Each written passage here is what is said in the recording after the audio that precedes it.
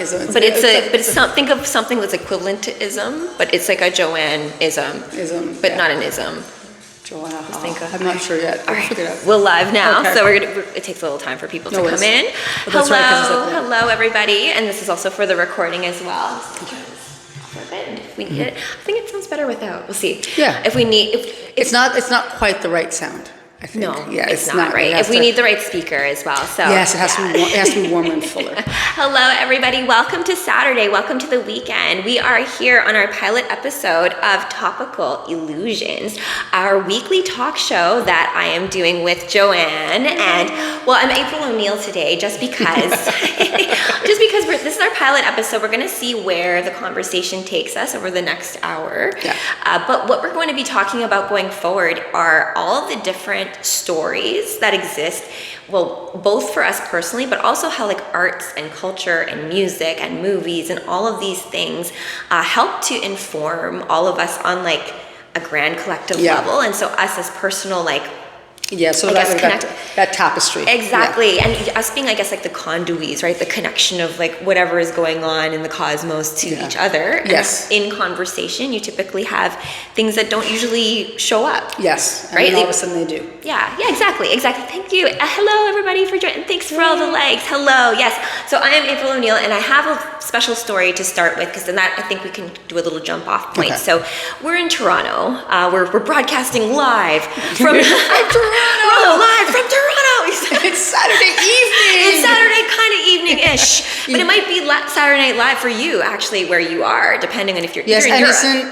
Is this today? Is this the season premiere? No, is it already started? It's 50th season, but it's 49th year. Oh, SNL? SNL. Oh, yeah. So next year it will be its 50th anniversary. It's like its birthday, but this year's its 50th season.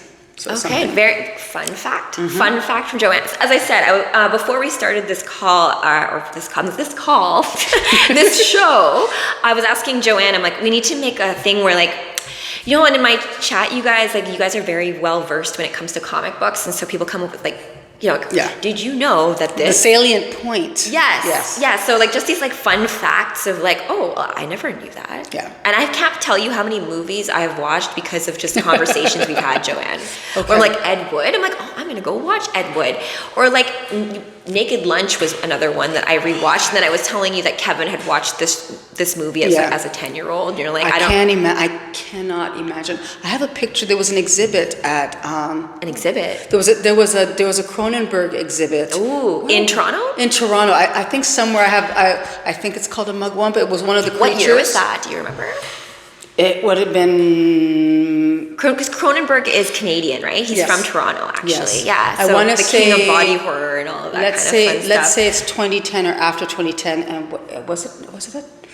Where was it? Maybe it was at the art gallery. I remember going. I went with a friend. We saw the typewriter cockroach. There was a mugwump. There was the bar. Have you guys seen Naked Lunch? Do you guys know what we're talking about? I only watched Naked Lunch recently. Okay. I only saw cultural references to it. So I saw Simpsons had it. Different shows would always reference Naked Lunch, but I myself never watched Naked Lunch. Let's see here. Oh, I saw a comment. Thank you for the likes, you guys. Hi, welcome. Just have to reach. Oh yes, I'm cool, April. Yes. So actually, let me go back to what I was trying to say about Toronto. I'm going to show you guys the whole outfit of April O'Neil. Channel 6 News with those little boots at the bottom too. Yes. So April O'Neil is, you know what? I wouldn't even be having this conversation with you right now, Joanne, if it wasn't for April O'Neil. Okay. Reason being, when I was growing up and watching the Ninja Turtles on TV, the animated TV show. Yes, I remember. Who is your favorite Ninja Turtle, by the way, Joanne? I'd say Raphael, but it's also because I like the painter. Oh, yeah. So you guys dropped, who's your favorite Ninja Turtle? Joanne saying Raphael. Yeah. Was it always Raphael, or are you just choosing that now? No, it was always Raphael. So, okay. I started out liking Leonardo. Yes. Because Leonardo's the leader, right? Yes. Was he self-appointed leader? Or how did that happen? Or I don't know. Splinter hey... That you're leading the turtles. I don't know. You're the big brother. Or was he? Did he develop first? And it might have just been. He might have been. I think it was he's already here. Yes. That might be Yeah. it. But he was my favorite to begin with. But then as I got older, and then I'm a Taurus as well, but I love Michelangelo. Yeah. Yeah, so I play Michelangelo as like nunchucks. You know, like nunchucks are hard to use, by the way, if you've ever Really? tried to No, I use have them. not. You No. can actually easily injure yourself with nunchucks. But And then the other things, I like Raphael, but I noticed that the cartoon Raphael is very different than the movie Raphael, or at least the movie Raphael, the movie with what's which his name? movie? Like, do you mean like the live action The one? live action, but the one with the girl who everybody thinks is hot. Megan Fox? Yes. Yes. And then Megan Fox is actually a Taurus. Did you know that? No, I did not know With a that. Leo moon. Oh, Yeah, so she's kind interesting. of like a combination of us. Yes, very much so. And who played her cameraman, and he was too old for her. Oops. Come closer to the frame, Joanne. People want to see you. What was the name? And he was on Arrested Development, and he was way too old to be a guy that liked her. But they still used him. I know who you're talking Will about. Arnett. Will no Arnett. no offense to Will Arnett. I really like Will Arnett, but I just think that wasn't right. Wait, okay, let's see here. Yes, it's hard to learn. Let's see here. And Kevin, let's see here. April O'Neil's my favorite. And Kevin. Yeah. Was that the person who always likes Kevin? Yes, Megan Fox is that it? Yes, Megan Fox is perfect. Yeah. I don't know why it filtered your comment about Megan Fox, my friend Keaton. Keaton's actually also in Florida. How does it filter? I don't do this stuff. So how did it filter? What did it do? So see how it's got like that little eye with like a cross through it? No. It's like grayed out. Oh, in the corner right at the At the top. end? Oh Yeah. my gosh, more people are coming. Hi guys, hello, welcome to Saturday. It's hard to learn. See here. So see here? It's like Oh yeah. I'm gonna unfilter it because like I don't know why Megan Fox would flag it, but regardless. Megan Fox is a Taurus with a Leo moon, and it's all to kind of show you guys how like those different signs can. So being a Taurus, you know, having a Leo moon gives a different flavor to that Taurus versus I have a Gemini moon, so that's a different flavor of Taurus, and you have a Taurus moon. Yes. So there's some like connections there, and you're actually Megan Fox flipped. I'm Megan Fox. Yeah. But not hot. Oh please, come on, Megan Fox, eat your heart out. Whatever. She's. I've seen Megan many Fox levels of hot. stupid around Megan Fox, like many layers of stupid. And I don't mean like I just mean like, maybe I should say dumbfounded. Was like, oh my god, Megan Fox. That kind of thing. I got you. But you know, Megan Fox is hot in Transformers, I think. Yes. That one, like where she's like opening up the car hood. Yes. This like scene where she's hot. Like, I can appreciate that. Yes. But and she's in a vampire film. Was she in a vampire film? Oh my gosh, I don't know. Maybe. There was someone comment if you guys know if Megan Fox is in a vampire film. I think she was in like Jennifer's Body or something like that. Yeah, that's it. That's the like, weird no, it's not horror vampire. movie. She's possessed. She's like a succubus. So, yes, something like that. Yes, and it was a band that does it, and then she has to something like that. Okay, so let's see here. I think so. Megan Fox and Megan Fox and Transformer. Oh my gosh, hot. But she's been riding on that ever since. Yes, that's what I kind of. Yeah, she hasn't. And who did she marry? Didn't she marry somebody strange? I don't know, but you bring up the whole Will Arnett thing. So sorry, and I never watched that movie. Yes, so then he played. Was he like basically just like hitting on her? I think it was sort of like he's always kind of hinting, whatever, and it's sort of like ew. It's and he's got a really big forehead. I don't know, it throws me off. Like I liked him when he was with Amy Poehler, but then they were really cute together. Yeah, I'm so.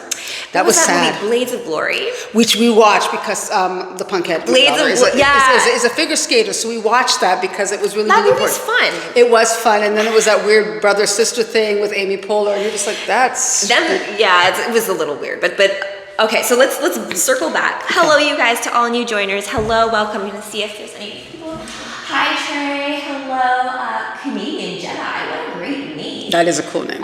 Keaton. Hello. Do you live in the prairies? Sorry.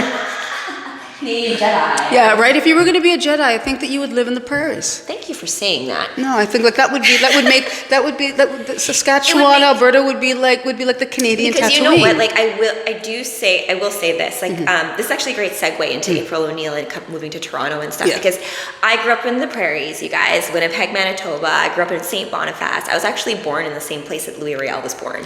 Cool. Yeah, very cool, right? So the prairies. I have memories of because we used to have raves out in the fields, right? I had friends that had like freaking farms with acres and acres of land, and so we would have just like a big bonfire in the middle of nowhere. That's kind of cool. It is cool, and you play music as loud as you freaking wanted, and you just all you could see in every direction was stars and the field. And when the sun rose, because the horizon is flat, you literally see the sun. It's like Tatooine. We used to see the sun. Exactly. And you see the shimmer. So like I got to live that, and the beauty of like the golden fields of like plain and stuff. So to be in that was just something.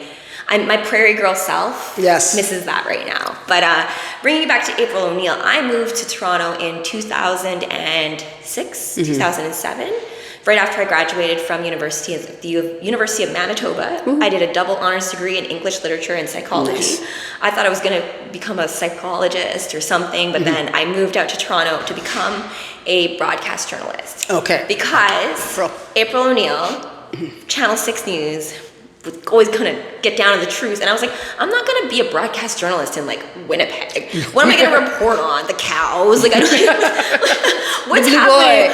I wanted to like come to Toronto, like be on Electric Circus and like report on like what all the cool stuff here with like arts and culture and all that kind of stuff. And Music television? Yeah, music television. Yeah, I wanted to be like a VJ or something, right? So I came out here, I did schooling for it, and of course became disillusioned with the whole thing because I realized, which I love now, that journalism and telling the news was more about like movie making. Yes. And I learned more about video editing than anything at school, right? So, because you're like a one-person show when you're first starting out as a reporter. Yeah. You're like shooting it.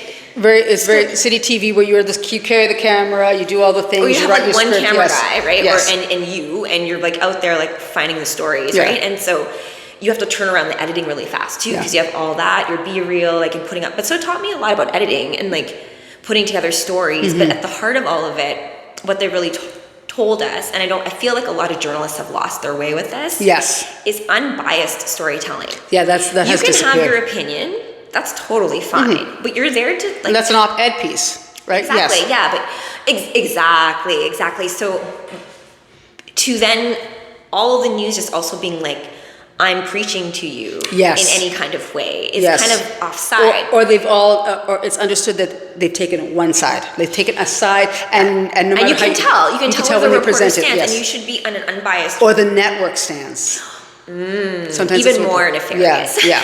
Sometimes it's about where the network stands. Yes, 100%. So you can see these like skews in storytelling. And so when I was going to school, this of course wasn't the case, at least, but I found out that like, feel good stories and stories I wanted to do don't get views. No.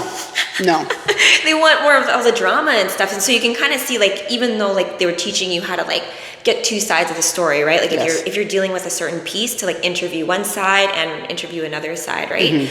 Now I feel like they don't really do that, and you can tell. Yes. And also too, like I also feel like anchor, like I think I told you this before, like time, space, anchoring in timelines. If we look at April O'Neil and like Lois Lane and all these other like, let's say, characters who are like the reporters who are also like companions to the superhero, because they're there to like tell their story. Yes, it's almost like they witness the truth. Yeah, and the truth, and this seeking the truth. Oh, thank you for the gifts. Thank you. Oh, was that little thing? Those little things that flip? And the pumpkin too. Yay. Oh, there's a pumpkin. Oh my! And there's what's that other one above it? Oh my gosh, we're getting a cornucopia of gifts. Oh, look at that. Thank you. Is that a go? What is that? It's like a TikTok thing. Okay. I think. That's oh my a heart? gosh, appreciate that. Yeah. Oh my goodness. Okay. So I wanted to take this as like Toronto, where we are right now. I was called to Toronto, right? Being a prairie girl, came to Toronto. Toronto's very unique because of, I guess, the intersection of a whole bunch of different cultures, a whole bunch of different types of people all in one place. And it's been like that for a while. Yes. Yeah. And so, Joanne, you are a Toronto native. Yes. Do you want to talk a little bit about how, like, do you kind of remember where you were when I first moved to Toronto? Because we hadn't met yet, obviously. But, like, in, like, 2006, how was Toronto, like, how would you view Toronto as? So I have a longer perspective. So I remember when Toronto was older. I can remember when the Eden Centre had plants. What? Yeah, the Eden Centre had plants. No, this is Dufferin Mall. My father-in-law was telling me that Dufferin Mall used to be outside. No, that I don't know. Okay. It could have been, Okay. but that was too far west. That was not. I mean, I'm an East Ender, and so there's only so far that you go. You don't, and we didn't go west. And we would stay down. There's an interesting thing that I'll talk about later about people who don't necessarily know Toronto, and they'll talk about where downtown is or whatever. And I've heard some weird things where it's like that, downtown, and I'm like, that's not downtown. I don't know what you're talking about. But downtown starts at Bloor and goes south, and it ends at Bathurst. And yeah. I don't really. Well, when I first moved to Toronto, I also called Etobicoke Edabaki. Yes. Queens Quay. Yeah, everybody does that, and then you have some English teacher who goes, "It's key," and you're like, "But it doesn't. That's not what the rule says." Yeah. So where were you in 2006, 2007 to time travel? Toronto would have been sunny. The Punkette would have been small, so Punkette would have been 2 or 3 years old. Oh, yes. Okay. So then Toronto. It's really strange because for me that golden time was before that. Okay. So that would have been. So tell me about the golden time, and then tell me the golden time. So the golden time would have been the time where it was still kind of gritty, and it had the belief that it could be something bigger, and the Queen Street was the place where artists would go, and there were still run-down buildings, and it hadn't become polished. Now we see a lot of polished buildings. They come in, they tear something down, they build something in the spot because they know everybody loves the neighborhood, and oh my God, whatever. And we can make a lot of money because everybody's coming here. Yeah. But then what happens is they kill the flavor, and they kill the history. Yes. And that was something different about when I went to New York last week. So in time... so tell the people... I'm going to just double check to make sure this is recording, but tell the people that you were in New York. So last week I was in New York. So I grew up as the only child of a single mother from the West Indies, and I hadn't done anything in my life. So when I was much younger, I had gotten a passport, had the wanderlust... much in your life. But you know what I mean in terms of travel and so forth. And so then I never got on a plane, and my passport lapsed. And then at the turn of the millennium, I realized that I wanted, and I didn't have any contact with my dad. And so at the turn of the millennium, after Pierre Trudeau had passed away, I had gone to Pierre Trudeau's funeral, and I watched. Oh, you did? I did, because when I was little, I shook his hand. He did a tour of the Danforth, and he had the boys with him, and so Justin was behind. But he shook my hand. What a crazy memory! Yeah, he shook my hand and he said, "Who do we have here?" And I was like, "It's me." And so because I had met Pierre Trudeau, I felt that if he was going to pass away, I knew he was sick. If he dies, I told my boss, if he dies, I'm going to the funeral. So got on a train, went to Montreal, got there, and then got to because he was buried at the Basilica, and we're outside on the street. And I'm seeing everybody go in. You can have the cameras, you have the screens outside. And Justin starts talking about his dad, and he gives a eulogy. And he gives this beautiful thing about when once when he was little, and it was around Christmas time, his dad takes him out someplace, out in the cold snow, and they come to a little cottage, and there's security. And Justin doesn't know what's going on. I see. And then his dad takes him to the window, and they look inside, and they can see the old man with the beard and his list writing this stuff out. So, and it's understood, we're in the Great White North. Well, of course, our military detail, of course, is taking care of Santa Claus. Oh, okay. But at the time, so Justin is now... You know what I miss? When that kind of storytelling was part of the mythos of Canada. Yes. So, and we still have it only with our postal codes, right? When we send letters to Santa, it's North Pole. I remember sending letters to Santa. H-O-H-O-H-O. Yeah. Oh my gosh. Right, and you can still do that. Yeah. So Pierre Trudeau had a daughter, and she was 10 at the time. And I looked at her, and I listened to Justin, and I was like, oh my God. I could see the similarity. She only is going to have the stories that people tell her about her father. She's not going to have anything else. Like she only has a small amount. And then I was like, oh my God, I need my dad. So then I went on a search to try to find him, and my mom was very clever. So my last name is not my dad's last name, but I didn't know that. Oh. And so I was searching for my... What a story. Yeah, so I went to the Metro Reference Library when they still kept phone books downstairs, and I went through all the phone books trying to find something, couldn't find it. And then all of a sudden I remember, maybe my dad's going by the other last name that my mom told me was like his mother's maiden name. And then I remembered that she always talked about his cousin by his full name. And I went, huh. Wait a minute. So Detective. so I looked him up in the phone book, and he was there. And remember phone books, you guys? Yeah. I'm dating myself. I remember the yellow pages and the white pages. Yeah. So then I find him. I call, I leave a message, and I say, I'm not sure if you're the person I'm looking for, but if you are, this is who I am, blah, blah, blah. Can you call me and leave a message? And he calls me, and he's all kind of, how did you get this number? And I'm like, you were in the phone book. And he's like, that's not possible. I'm like, you were in the phone book. I saw your name. We meet for dinner. That's not possible. It's not possible. He worked for Bell.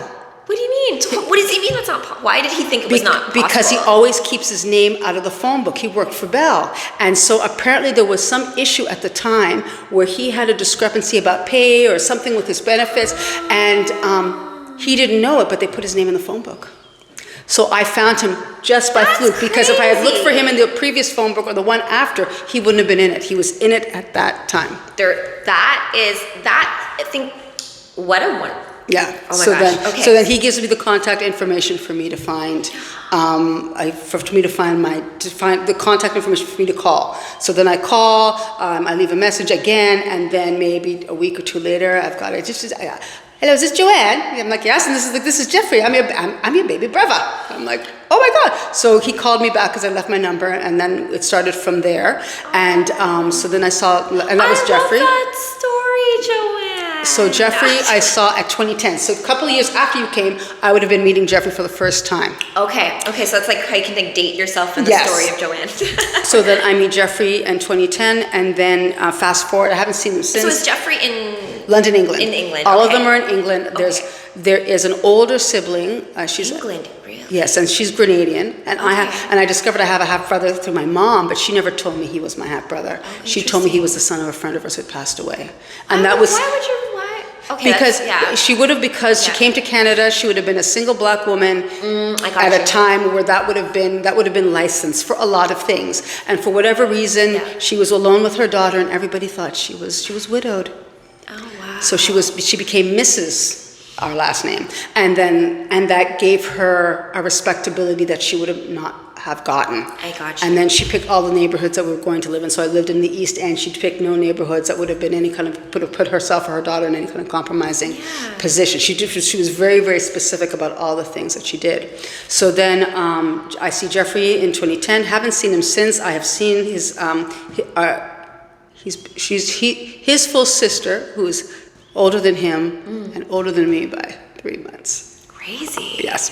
And so then last week, I'm running my charity. He gives me a call. He says, I'm going to be in New York tomorrow. Come see me. And I'm like, I can't. I don't have a passport. So then he asks how much the passport is. I tell him. I say, but if you want it to be rushed, it's going to be extra. He says, don't worry about it. I'll pay for it. And I'm like, fine. So then I tried to get the passport on that same Tuesday. It didn't happen. Went on Wednesday. It was a whole fun escapade, passport office stuff. Yes, and so then I went to the passport office, made some mistakes with the application form, fixed it all up. My friend was able to give me points for my ticket, so I got to take a ticket. And I've never been on a plane, so that's the other thing. So it's my first time on a plane. I love that your first time on a plane is go to see New York. Yes, but as my boss says, I saw the butthole of New York. So you didn't see the butthole of New York. So apparently I need to do over. Okay, tell everyone where you were. It was a hotel just off of Times Square. So that's not the butthole of New York. Apparently that they felt. What about like actual? I think because crime areas. Well, I mean, I guess Times Square. When I was in New York, I didn't live in New York. I stayed in New York about 2 months after I graduated from university. Yes. My best friend at the time was a dancer for Alvin Ailey, and so I got to stay in a house of dancers because they were all at the company or working as dancers. So I got to live so it was fame, the artist life. Yeah. And there was a heat wave at the time, and so no one had air conditioning, and so everyone was just walking around kind of sweaty and naked kind of ish. So it was kind of this. So there was no naked this time except for the naked cowboy, who apparently is always there. So everybody who talked to me about New York or Times Square was asked, said, oh, and the naked cowboy, and I'm like, yeah, he was still there with his guitar and his hat. Some things never change. No, some things don't change. Yes. And then it was... and Times Square is also very bright. I remember I watched Step Up, the first Step Up movie with Channing Tatum and Jenna when they were still together. I'm still sad that they're not together anymore. anymore. But that movie, because we were dancers, it's a Yes, dance movie yes. in Times Square, and then you walk out and it's like just Yes. So that was the other thing. So then when I got there, it was still evening. So where I was, it was still getting. It was. You could tell that the sky was getting dark. And then all of a sudden, when we had to go for a walk to go out for dinner, it was like there was just lights everywhere. It was just like bright lights. And that's so not the butthole of New York. That's like New York. You know what? Yes, it was. But I think because it wasn't. It's such a very intense thing where people are just gathering, but they're not necessarily seeing any of the other historical or cultural things. I wasn't close to the MoMA or the Empire State Building. I felt it was very Blade Runner. Okay. So for me, it was like I was a very dystopian kind of place where it was crowded and there were lots of people and they don't necessarily care. I shouldn't say care about each other, but they're humming at a different pace. Mm-hmm. So no sense of personal space. So you could just brush against you, and it was. I was like the garbage bin. Like they could just walk by me, and it was not. It was. Did you take the subway at all? Yes. So when I got to the airport, I went from Pearson to JFK, took the air train to I think it was Jamaica Station or something like that, and then took the subway to the Port Authority station. Okay. And then from Port Authority, I came upstairs, and my brother Jeffrey walked around a whole bunch of other stops and didn't find me. Now I've discovered there's an app called Any 3 Words. So apparently if you give 3 words, it can help the other person find you exactly where you are based on the 3 words that you give it for your location. How does that? I don't know yet. I downloaded it today. I was very excited though, so I'm going to try to figure that out. So someone can find you? So you send the 3 words and they're like, okay. Or I put it in my app and I can say these 3 words that I see, and I guess then I can give them specific directions as to how to get me. There's some, that's cool, but also weird as well. Yes. In a strange, speaking of dystopia and Blade Runner, I also wanted to talk to Joanne because this is going to be our weekly show. We're going to talk about stories, right? And topical illusions, right? Yes. So this concept of we all have our own universe, our own reality, our own book of ourselves. We have personal stories and mythos that inform that, but we also have a shared co-created reality that we all play in, right? And cities are really unique spots because you have a lot of energies there, coming from the prairies where it's just a little bit quieter, right? Or to a place where you literally have people living on top of each other, right? So all of that energy is just a different framework for stuff, right? Yeah. So there are many movies that have been filmed in Toronto that deal with certain subject matter. Yeah. The one off the top of my head that I'm thinking of is John Carpenter's trilogy of The Thing and Prince of Darkness is the second one, and the third one's Mouth of Madness. Which I haven't seen those two. I did see The Thing though. Yeah, of course. The Thing is a classic. Yes. So, oh my gosh, what was the last one? Mouth of Madness is filmed near the distillery district in Toronto. Yes. And it's just kind of eerie too because it deals with the end times. Yes. And so the way it's filmed just kind of makes it I'm oh, are we headed towards a weird dystopian time? Yes. Are there any Toronto movies that you can kind of think of off the top of your head that are filmed that? I haven't seen it, but there's a movie with Jim Carrey. Is it Sidekick or Kick-Ass? Maybe it's Kick-Ass, and he filmed. Oh, yeah, Kick-Ass, yes. And yes, they film it they film it in a donut shop, and the donut shop was just up the street from my old high school. Okay. And so now it's gone. Now that donut shop is a. I hate it when they do that. Yeah, but it's a big carrot. Okay. It's a big carrot with a condo on it, but it's not an oppressive one. But so that there's that. I keep thinking, it was a bad film. It was Adam Sandler. It was Pixels. Oh, Pixels was filmed here? Pixels was filmed here, and you can see. So it's off of part of it. I think it's close to U of T, but you can sort of see. You're like, oh wait, that's University Avenue. You can sort of tell by those old kind of classical buildings. So that was Toronto. A really recent movie that was Toronto and very Toronto was Trapped by M. Night Shyamalan. It was just released. Yes. Yeah, and so if you look at I'll just read. And I've never seen any of his films yet. No, really? Wait, I don't think so. Did he? Are you kidding? No, wait. I may have seen the very, very first. I don't one. really. Okay, I don't know. Do you guys like M. Night Shyamalan? I'm kind of He did the I See Dead People. I saw that one. Yeah. I saw that one, and that was I thought for that. Yes, Sixth Sense, and that was really, really good. And I don't think I've seen all the hype. I have other people who have seen the films, and I think it's always this. Oh. He likes to do twists, right? But sometimes they don't land. Yes. Right? And so you don't need to have a twist in every movie, M. Night Shyamalan. And people thought he was also being kind of a bit of nepotism in this movie in Trap because he cast his daughter as the singer. I don't care about that anymore. I don't care about that either. Because it's right. He's the director. You do whatever you want. Francis Ford Coppola did it with Sofia Coppola in The Godfather 3. So Nick Cage is related to Coppola, right?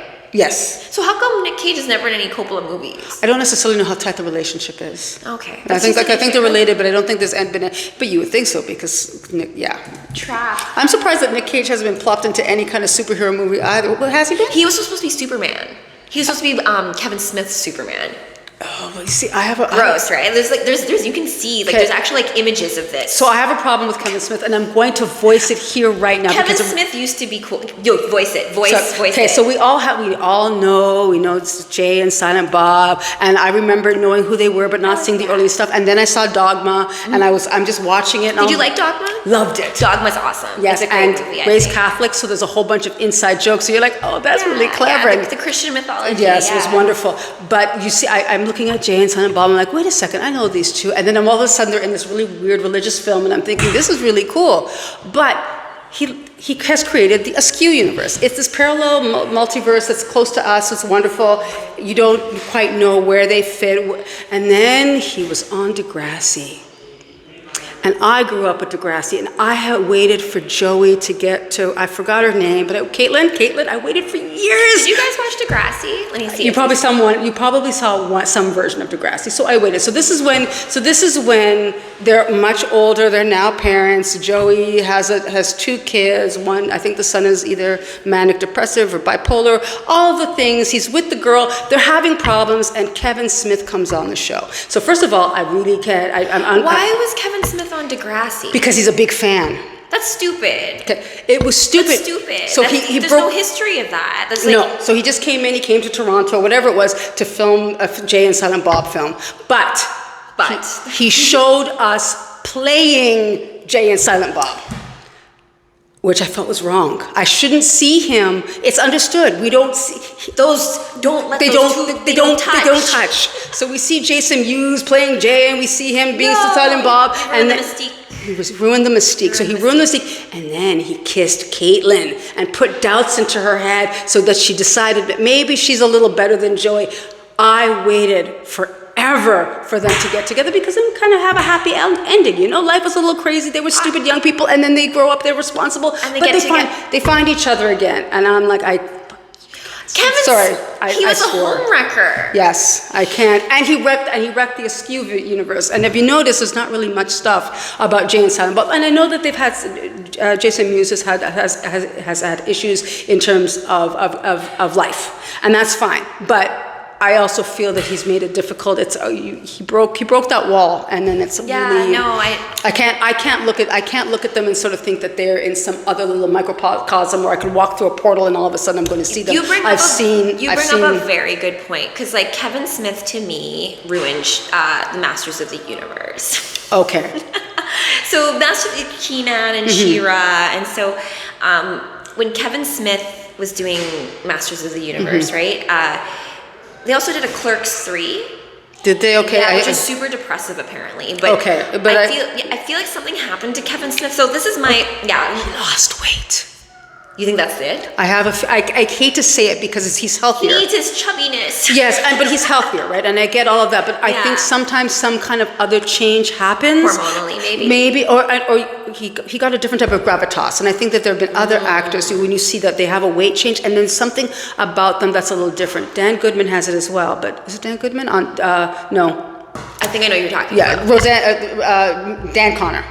John Goodman. But yes. John Goodman has also been an alcoholic. And so I also respect his journey as well. But there is something that changes when you lose weight, or when you have such a drastic weight loss? Yes, or body change. For sure. Or if you have, you're a different person. You literally, let's say you lost 100 pounds. You lost a person. I weigh 100 pounds. Right. Or if you have, they also say that if you have heart surgery where they stop your heart, you come back and you're not quite the same. So I feel that there is some kind of thing on a mitochondrial, and I'm using mitochondrial in. I like that. Yeah, but in the sense of Madeline Longo mitochondria, right? I love that. We need to explore that a little bit further. Let me just make sure. But I think that something else happened, and it just should have changed. Yeah, he's saying let's see the comments. I'm going to bring this a little closer so we can read. But okay, sorry, SCTV moment. Want to write a comment plan on using Latin to name things and people, too dense to break it down. Very cool. I took Latin for 5 years in high school. Very cool. And then he grows a lot. Kevin Cynthia, and Kevin is a genius for sure, but it's a heart attack changed him. See, so there is that thing, and that's not to say that Kevin isn't a genius. I just felt that something happened, and I didn't.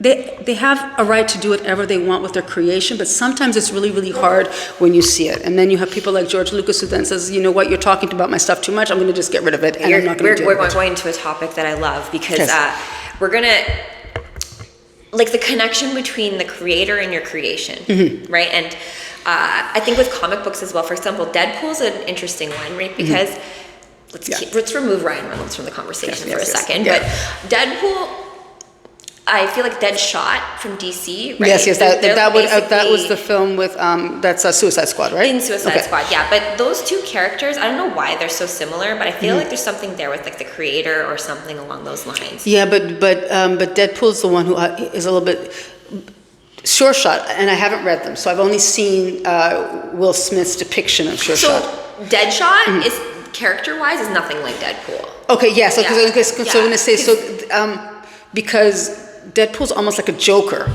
Yes. Did I do something? No. I'm just making sure my levels are good.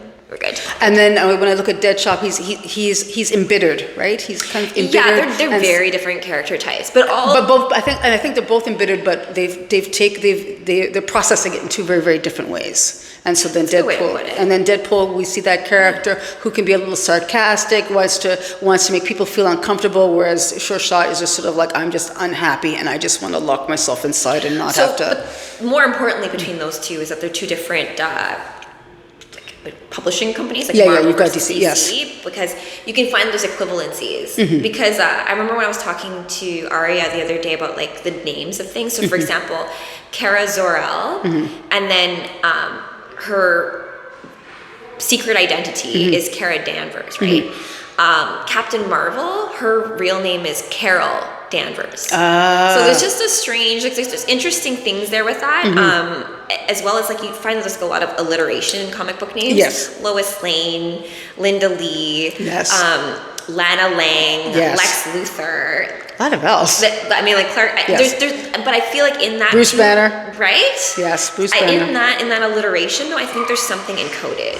I don't know what exactly. I don't have the answer to that. But like in terms of like what you name things, what you call things, it would be interesting to know numerologically if those letters have resonance and if they become if they're the equivalent of like the angel numbers, right? Where you have 22, 11. Oh my gosh! So that is something we can actually explore, you guys. So are you guys familiar with like numerology? We can see here. She-Hulk, Deadpool. Let's see here. And something. Are they the Holy Trinity and Lobo? I'm not familiar with Lobo. Do you know who Lobo is? No. Or the fanboys didn't get. Oh, okay, yes. Let's see here. Fanboys didn't get what? Believe it or not, Deadpool is a DEI character to force people to not be jerks. Interesting. And then She-Hulk. Who forces you not to be a jerk? They're saying that Deadpool is like a DEI character. What does DEI mean? I'm gonna say. Well, let's see. Guess I'm a little familiar with it. Let's see here. I'm not quite sure what you mean by DEI. Do you mean like because I always think of DEI as like diversity.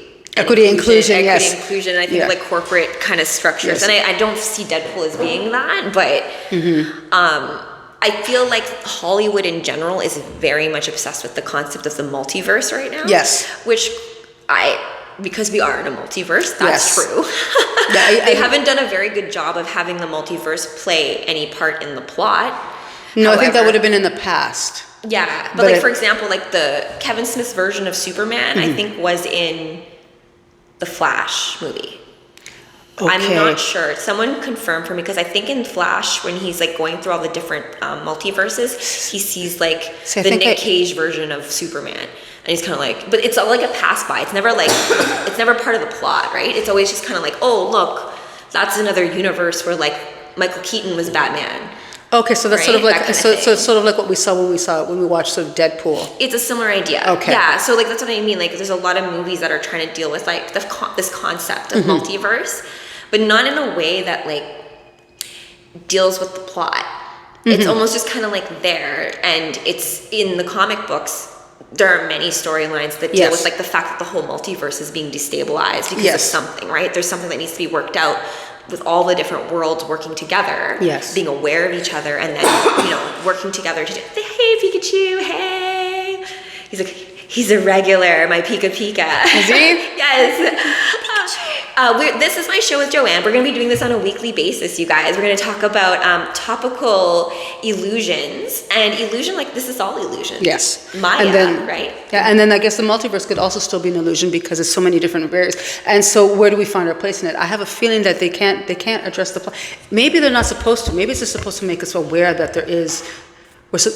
It's like they're giving us a teaser that we have to respond to, right? You sort of see that there's a... No, I feel like all art does that, right? So like, you guys know that I feel this way about, resonance, right? No one tells you who your favorite character is. Yes. Right? So Joanne here too as well. I love that we're doing this show because Fantastic Four is like her favorite like superhero family, or that she is well versed in them. So, and them bringing in, oh my gosh, did you hear the announcement about Dr. Doom? There's more. There's more. There's more. So apparently, and you guys can confirm or deny this, but so Pedro Pascal is Reed Richards, which cringe, and Dr. Doom is Robert Downey Jr., also cringe. Now, they are altering the relationship apparently in the movie, in the sense that they're not even going to really deal with each other.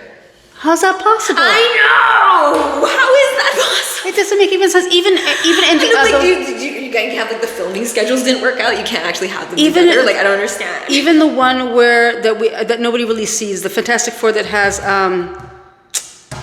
B. Jordan. You know what? Fantastic Four has been done multiple times awful. But you know what? Yes. I'll tell you, my favorite Fantastic Four movie is the one with the Silver Surfer and Jessica Alba. That's the third one. Yes, and so that's the third. That's the third film. Okay. Yeah, isn't what's his name? Isn't Samuel L. Jackson the voice of the Surfer? Ooh, I don't know. Can you check? Check. Oh my gosh. I keep thinking there's something. Do you guys have a favorite Fantastic Four movie? We need Emma Frost. Okay.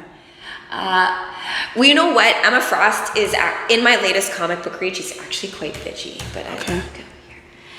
I have my trap thing. Let's go here. What was I looking up again? You were going to look up who the Silver Surfer's voice is in the movie. The third. Is the Silver Surfer's voice? Isn't that interesting? I would just go and I would just Wikipedia the Fantastic Four movie and then go and then. That's because I go into a deep dive. But I keep thinking Samuel. Yeah, I go into a lot of deep dives and all of a sudden I'll be reading about one thing and then it's all of a sudden I'm looking at George Carlin and I'm like, okay. That's not a bad place to end up though. No. Carlin. Okay, Rise of the Silver Surfer. 2007. This is like when I first moved here too. So there you go. We've got that tie-in. Yeah. So it's no. Are these all the voice actors? Why are you giving me all of them? No, go back to go to Wikipedia, do Fantastic Four movie, and then they'll show you when you have your sequels. Oh, yeah. Okay. It's the old person way, but it works. I think it don't give me the. Why do I keep thinking it's his voice? Or maybe it's another black actor's voice. Fantastic Four in film. Wikipedia. 1994, 2006, This Rise of the Silver Surfer. There we go. Article. Cast. Plot. Keep going down. Up. Oh, your screen. Okay. Oh, yours is not a touch screen, is it? No, it's not. Not this one. There you go. Cast. Here we go. Kerry Washington's in this? Yes, because she is the love interest of the Thing. Okay. Which is I remember that. Yes. Which is Michael. Is Michael Chiklis and you know what? It's Lawrence Fishburne, so it's a different black actor. Oh, Lawrence Fishburne. Oh my gosh. Yes, they're both black. Samuel L. Jackson literally says, "We don't look alike." They don't look alike. They don't look alike. I mix them up too, though. Yes. You know what? Lawrence Fishburne was actually in this movie called Biker Boys. No, it is. With motorcycles. Really? Yeah, I'll show you it. I know he was very good in Kenneth Branagh's Othello. Because Kev loves motorcycles, right? So like we watched this and he's Biker Boys. So but you know what? I think there's something about their jawline, and I think it's because they have both played very, very modern characters in a way that Denzel and what's his name, the older black actor. 2003. See? He's all like, I'm in leathers. And he drives a... Oh, look at him. Look he at drives that. a Busa. Oh, he was also great if you watch Blackish, because he played Pops, right? Oh, yeah. Yeah. And do you know that Jennifer Lewis is older than him? But you would never... Yes. Yeah. Jennifer Lewis is older than Lawrence Fishburne. Right. But yes. Okay. Biker Boys is a good movie. Go watch Biker Boys. Okay.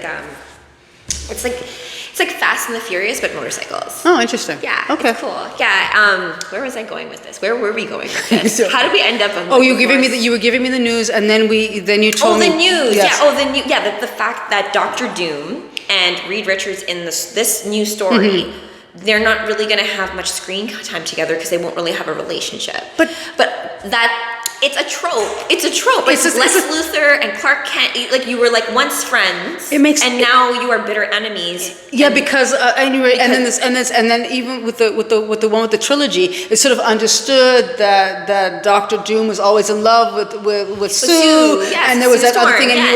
he was always upset and jealous. And I do like that Doctor Doom. I can forget what his name is. He's Australian or New Zealand. Oh yes, that Doctor Doom was good. Yeah. He was he used to be on Nip Tuck. Oh yeah. He used to be on Nip Tuck. Yes, and I did like him as a Doctor Doom. I'm not sure. Keep that kind of stuff. Why do you guys think they cast Robert Downey Jr. as Doctor Doom? Because it's like that cheap thing. And Tony Stark is not going to come back. He's not, right? Unless they do something in a multiverse. But you know what though? Like Tony Stark in like the whole history of the Marvel universe is not like put out to pasture very soon. Like they make it seem like it. Like he marries Emma Frost and stuff. There's a whole bunch of stuff. But we also have to recognize that they're all getting old. Yeah. And they're going to change. If they want this thing to go on, they're going to have to redo, and which means that what's going to come into play is it's going to be a multiverse. It's going to be some other version of the stories that we know, so that you could have them all coexisting within the whole Disney. Alongside each other, Disney empire, figuring out different strands of whatever it is. I don't agree with this Doctor Doom thing because it sort of changes the relationship. But I didn't appreciate the one when I did the synopsis of the one with Michael B. Jordan, right? Because I love Michael B. Jordan. Everybody loves Michael B. Jordan. How can you not like Michael B. Jordan? Did you ever see that commercial where he's the voice of Alexa? No. Yes, they do a commercial and he's the voice of Alexa, and all the women are sort of like, and they're talking to him, and he's like, read me the story while he's in the bath, and all of his voices are, reading ingredients, and all the husbands are sort of getting very, very irate, or the wives are locking the doors, and the husbands are like, can you? I love that. Yes, but I think he's got that.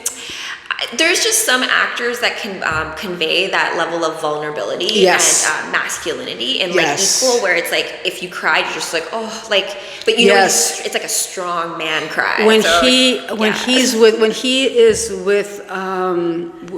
T'Challa at the end, and he's like sort of like, I could come back and you could save me, but what is there to live for? Like you realize that moment, and you're just like, oh.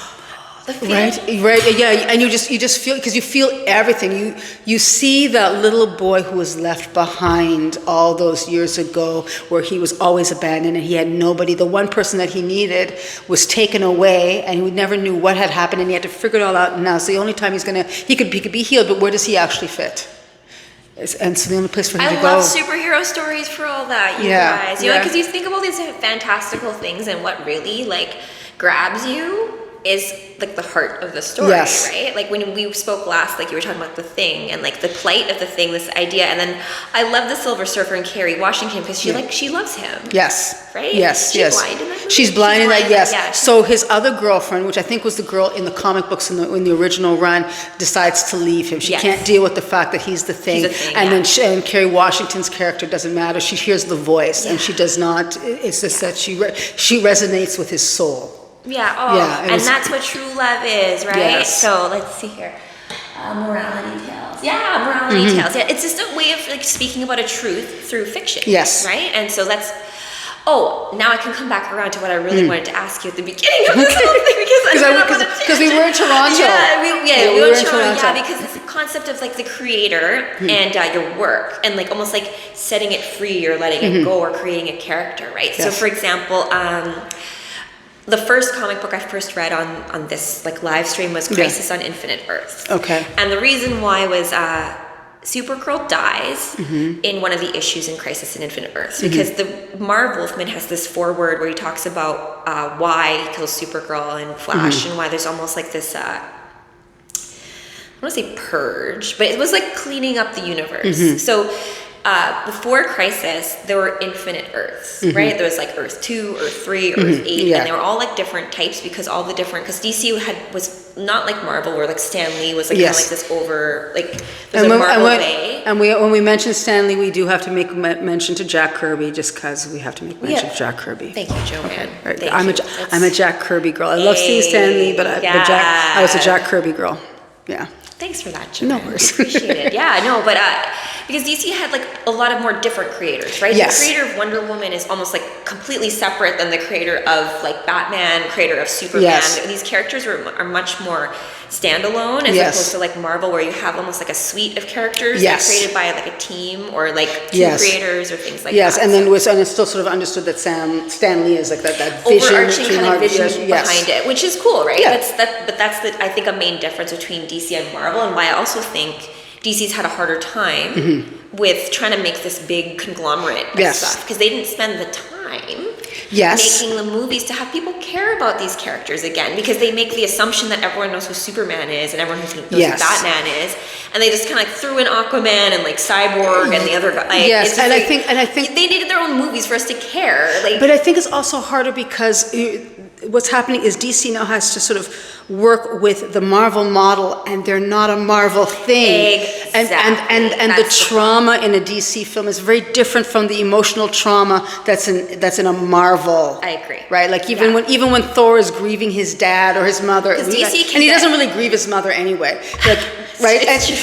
But when you're looking at Bruce, or you're looking at Clark, and they're grieving their losses, it's more human than what we experience in Marvel. The Marvel experience is not necessarily a human one, whereas the DC suffering, I feel, is much more human, and something that we even when you're looking at Wonder Woman.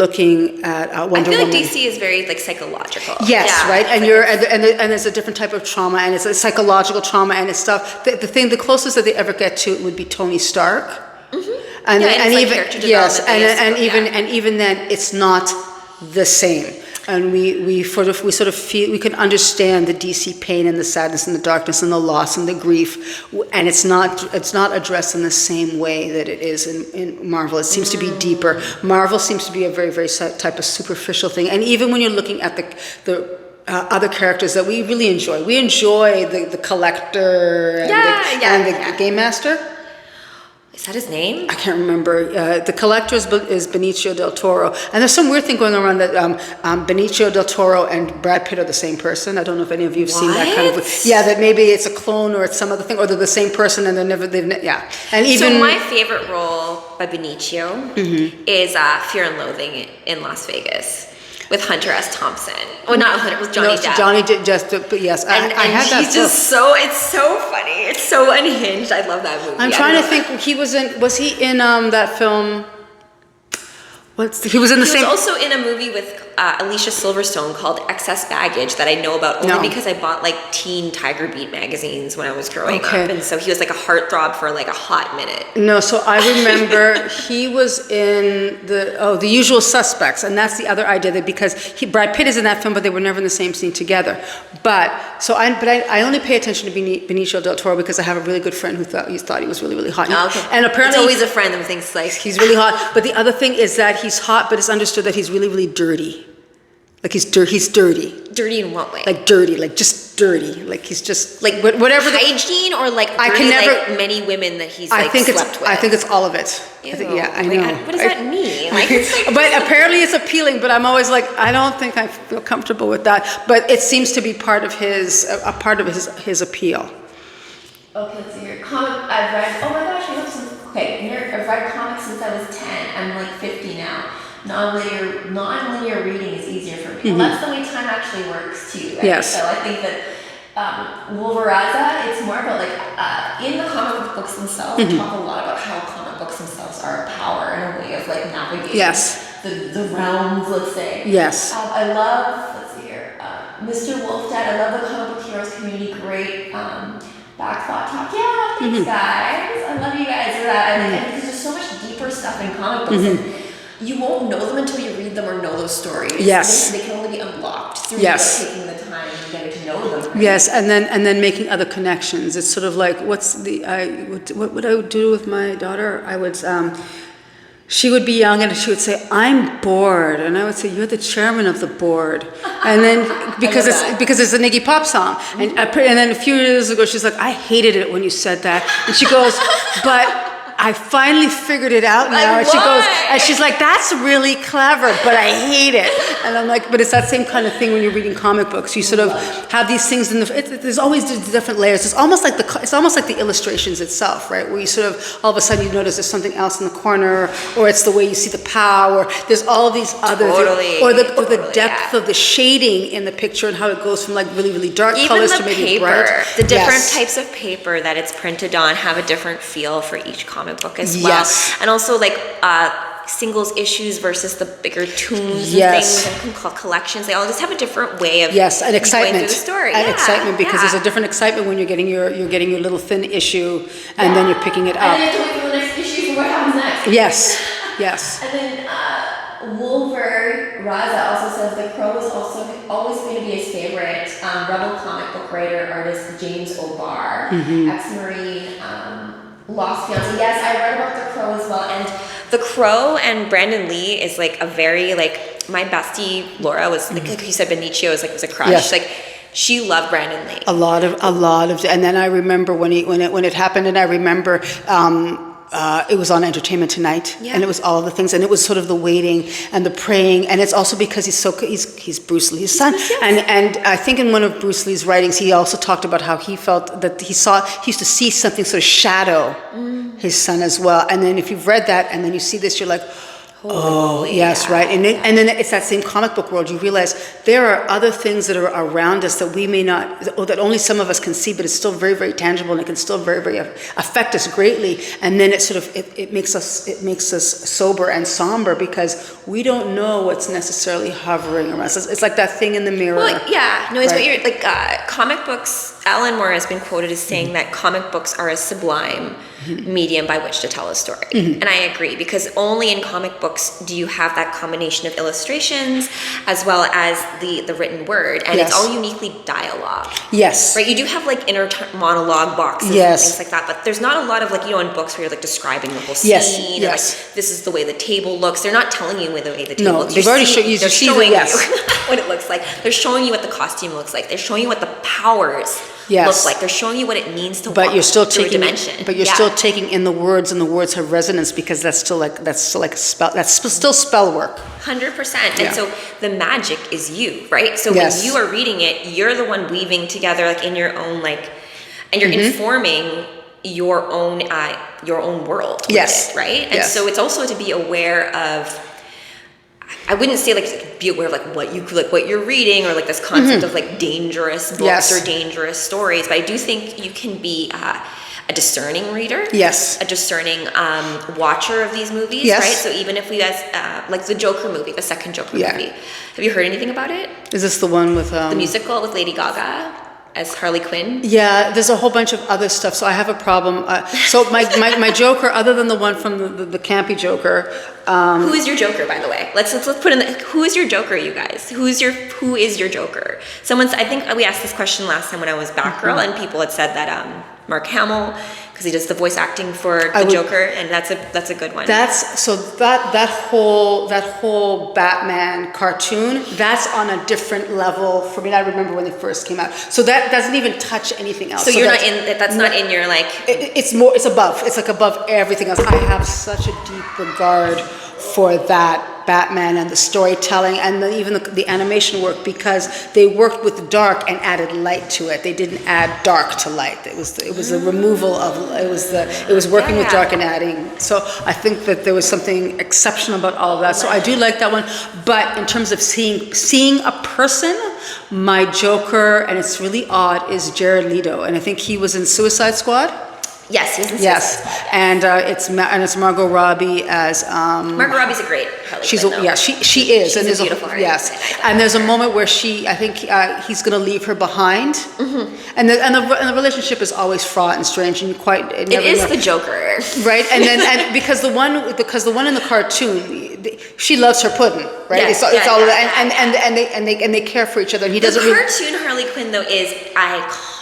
Yes. though. Like her big all of the hammer and her jester hat and then like, but then in Suicide Squad he's flying off and he leaves her behind, and then he's in the helicopter and he makes this face, and then he turns the helicopter around to go get her, and you're like, there's something very, very special in that moment. And it's the one time that I looked at the Joker and I could see the chemical engineer, because there is a rumor or a belief that that the Joker in fact is a chemical engineer, even though they don't actually say what hit. Yes, but his knowledge base would indicate that he is a chemical engineer, and I work for the Department of Chemical Engineering at an institution somewhere, and I'm not going to say where because can't reveal all your secrets. Can't reveal all my secrets. But so we're saying here that people were mentioning Brandon Lee, dressing up as him for Halloween. You know what though? We are also approaching Halloween, and that is part of the Crow, right? He shows up on Halloween. Yes. He has 1 year to set the wrong things right, and he does. So I've never seen it. Oh, you need to watch the Crow. Oh, actually, maybe we'll do a screening here. Okay. The original Crow, because I do not. Oh yes, they did another one where they could. Yeah. They remade that Crow, and you know what? They didn't have to. No.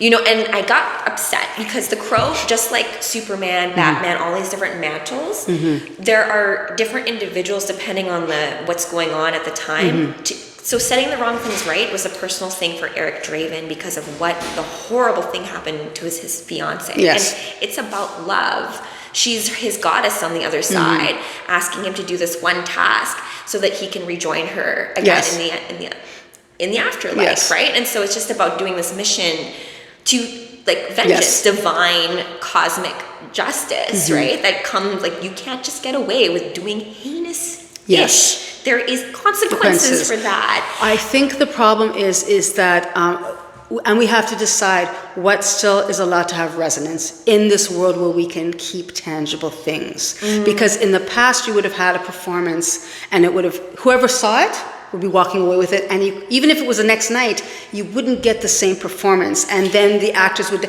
but now we can keep it. So then we have to decide, how long do we keep it for, and who does it have resonance for, and when the society or the people or the surroundings change, is it time to then create a new one? So it's hard for us because we haven't changed enough. It's like doing another Harry Potter.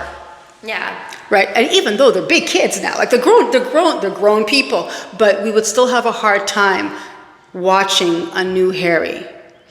I agree, which is why Dr. Doom, being Robert Downey Jr., is problematic. Yes, it's difficult for us in our psyche in terms of mapping and modeling, right? Yes. Because when we're talking about ineffable concepts, right? We're talking about traversing realms, portals, all this kind of magical stuff.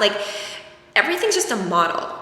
Yes. Right? So we should not conflate the hands of time with time itself. Yes. Right? The calendar is not time. Yes. It's just a way for us to mark, right? And to observe and we're here in the story. Yes. But the issue with the Crow, them redoing it, was that the Crow has been other people. There's been the Crow 2, the Crow 3, there was a show, right? Yes. Actually, the Yellow Ranger, Trini, the old Trini who died, she died in a horrible way. She was actually in one of the Crow movies. Wait, the Yellow Ranger. The original. The original, right? Okay, did you ever have a problem with the fact that the Yellow Ranger was Chinese and the Black Ranger was black? Yeah, thank you. The pink one. Yeah, so did I. They rectified that in that movie, which is right? good. They made the Black Ranger Asian, and then the Blue Ranger was black. Cool. And then the Asian guy gets his power, and he's like, I'm black. And the black guy's like, no, you're not. And so I appreciate that. So I appreciate the fact that they I like how I actually appreciated the new Power Rangers movie that they did. I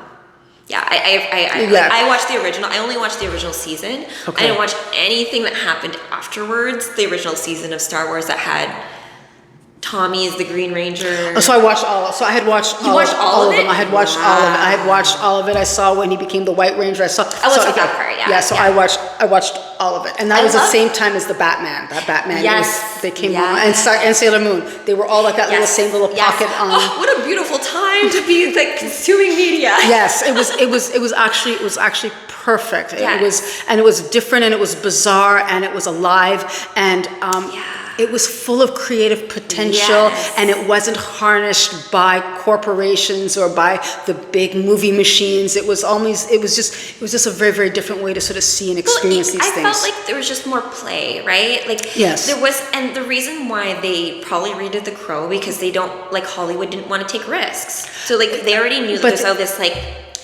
And it sold, and it had resonance, and we're also the type of people that we want to have the end of the story, even though we don't want to see them touch it, but at the same time we want to have the end of the story, or we want to have some kind of completion, or we want to see something else, or we want to experience those characters again.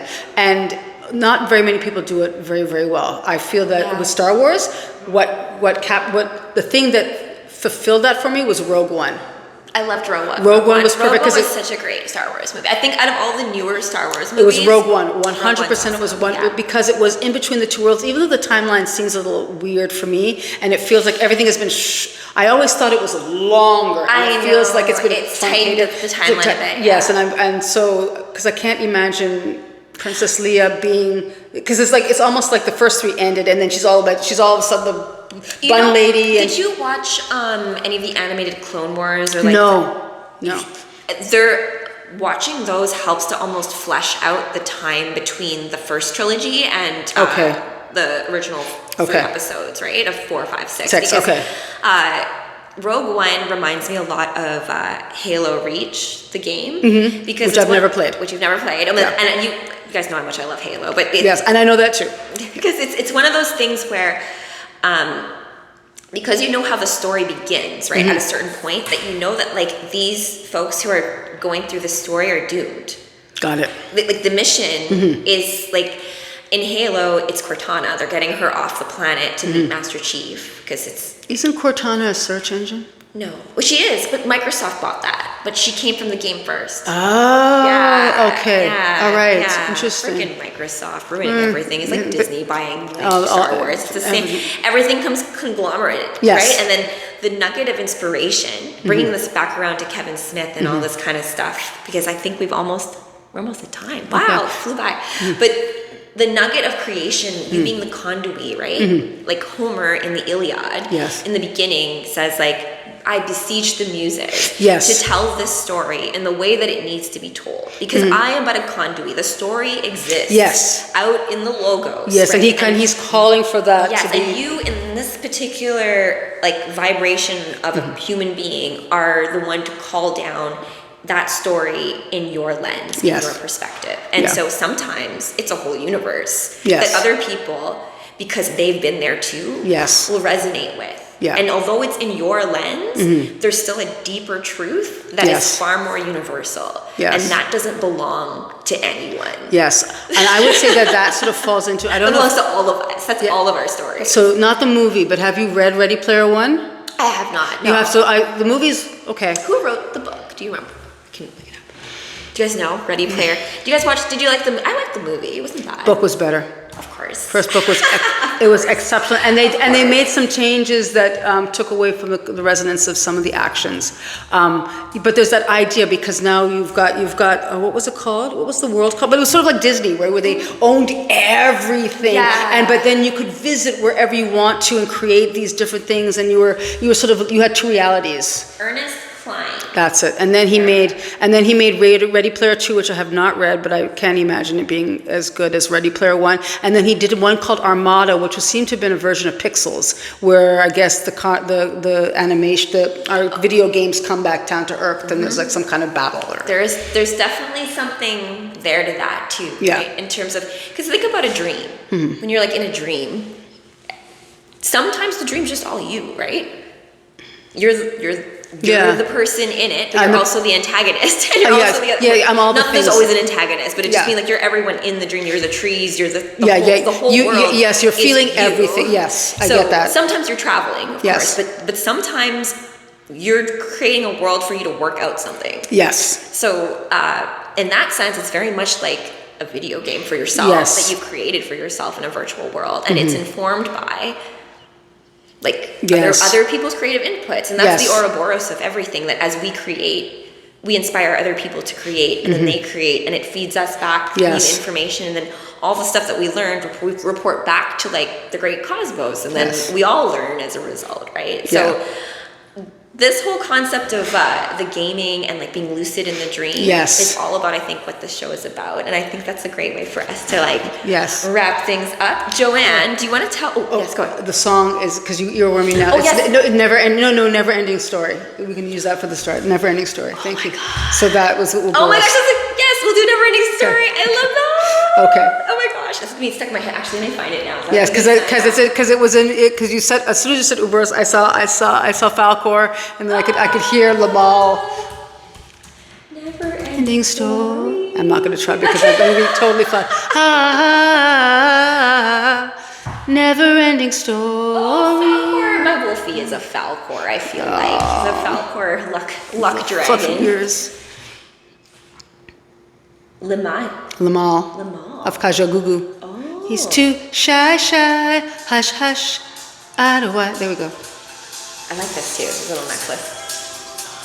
See you guys. I don't know if you can see it from that. Okay. I'll move out of the way and then you get this more of this. No, it's okay. I wish this was louder, but it's okay. This is the best part. Falcor. Everybody wants a Falcor. You do want everyone has a Falcor. You can see this. Thanks, Lolita. Thanks, Joyce. Oh, thank you for the gifts. Appreciate that.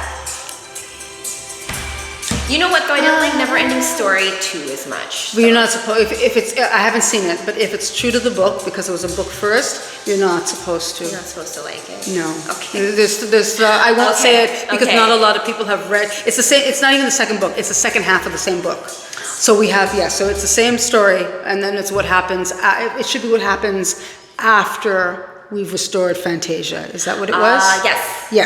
Yes. And then they were. Say my name. Yes, and we think that she's Moonchild. Yes, but we never quite know. And then you're thinking, who names their child Moonchild? And she's like, they were really hippie people. Sorry. Or Sunshine, Sunshine Grace, or something like that. Yes. Okay, guys, thank you so much for joining. Let's see here. In fact, if this platform gets U.S. contract, another company, they own Pico, another VR. Oh, I missed something. I think. Both your latest awesomes captured in the account. Oh, thank you. Guys. I appreciate that. I might copy. Sugar Shell. Sugar. Because you read the comic books. I remember the last time we did a live, and I wanted to read the Chronicles of Pride Inn. So I might do that, but it won't be a live because I can't do the live. It'll probably just be me dropping stuff on. That's okay. So that's cool. Yeah. Are you gonna do it? Are you gonna have like video with it, or are you gonna just be like voice with like? I think it'll be. I don't know. Maybe me sitting with it. I don't know yet because you can't like tea or like have it like set up all like cozy and my stuff. My momster mug because I'm a momster. Yeah, I love that. So thank you guys for joining us. We'll be doing this. I have the schedule for all of the shows that I'm producing actually coming up. I've got a few of them coming up. One dealing with like decriminalized nature. One dealing with true heroine stories. Oh, that's kind of cool. Yeah, with my friend Sasha Rose, who's an astrologer out in like California, and she has a daughter who's a Taurus, and like you jive. Yeah, we jive. We get along. She always refers to me as being like so young, and I'm like, I'm not that young. I mean, I'm not that old either, but I'm not. Like, but I get, It's not like you're 18. I still remember time before like the internet and phones were like everything, right? And all that kind of stuff, and this whole concept of shows, right? And like having like a scheduled time, like 6 p.m. on like a Wednesday that you can catch us live. So I will have that set up. We're probably going to be doing this Thursdays. Yes, Thursdays. Throwback Thursdays at about 6:30 p.m. Eastern Standard Time. So you can catch me and Joanne then. We will see. I'm going to get you live streaming access. And can you tell the people where to find you now? So everything, whenever you look, it's always at Tiny Aphrodite, TinyAphrodite. Some of them aren't active yet, but if you follow, or if you can see me, you can follow, and then eventually stuff will be on it. So that would be, except Twitter. I have a different name for Twitter, but I don't use Twitter because they're all angry and scary. X. Yeah, X. Whatever. Yeah, whatever that's all about. Whatever it is, I'm still stuck in Twitter, and so now I don't use it because I guess it's X, and it's just sort of strange. I found out there's a lot of porn on X. Like somebody told me that, a lot. and I was like, when did that happen? It's always been that way. Really? Yeah. And there's also like Black Twitter, and I don't know how to find Black Twitter, but apparently there's Black Twitter. There is, and you know what? I think for a time there was some cool stuff to Twitter, but I feel like it's just gotten really. You could talk to your writers like immediately. Yeah. And then. Should I tell you one sad story about me and Twitter? Sure. So there is a writer, and what is his name? He wrote, oh my goodness, he wrote Lamb, and he wrote... Lamb, okay, yeah. Oh, what's his name? I can't remember. Christopher Moore. Christopher Moore is wonderful. I love him. The first book I read was The Lust Lizard of something county. I've read it many times. And then I was on Twitter, and you can follow him, and he can talk to you, and it's all of those things. And I actually talked to him on Goodreads. We talked about old books, and it was Christmas Eve, and it was the Christmas Eve of that big blackout, you know, in the ice storm. Yeah. And he had said something about Santa Claus, and I was doing all the cool banter, and I felt all proud of myself, and I was walking through the debris of the ice storm, and he said something about Santa Claus and NORAD. And I thought I said, not cool, NORAD, not cool. And all that came out was, not cool. It was about Santa Claus and NORAD. And I thought I had typed not cool, NORAD, not cool. But what came out was not cool. And everybody got angry at me and thought I was horrible because they thought I was saying that he wasn't cool about making a comment about Santa Claus. And he actually called me like a goat wanker.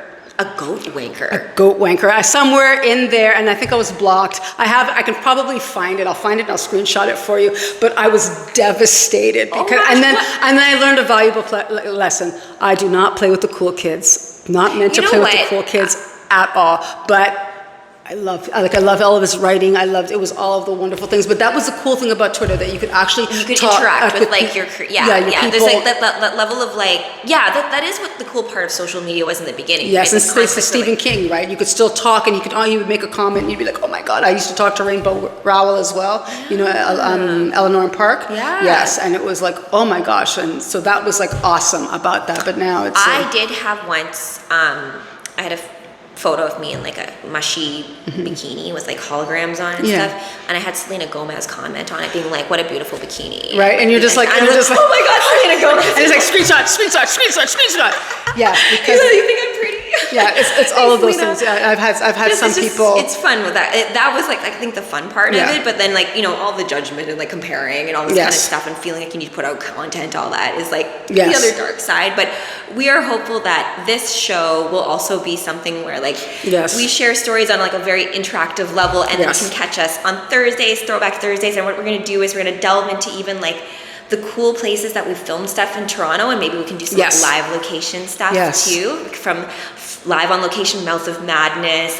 Blade Runner, I think, has some ties here. The Boys is filmed here. Yes, I know that. And the bakery is close to, I guess, that section. Oh, is it? Yeah, because that's the bottom of behind the end of Pape. And then it's all the film studios, and sometimes they'll come in. And they filmed a movie near the bakery, and I just realized now that we had a New York subway, like an entrance, like a fake entrance outside so I took a picture of it. They make Toronto look like New York a lot of the time. But now I have to go and see I want to see what subway station it was, and if I went to the you New recognize York. it. Going to New York. All of that kind of fun stuff is to come, as well as, Joanne's just chock full of like, they're just information. And I think what we can also delve in more, what I want to do is like music stuff. Yes. Music stories, music lore and history, you know, like, because there's a lot of connections between like music and storytelling. Songs themselves are stories, right? So it's a level of like where you were when you produced it, like who was working with who, like band members changing, all that kind of stuff. Or, you know, the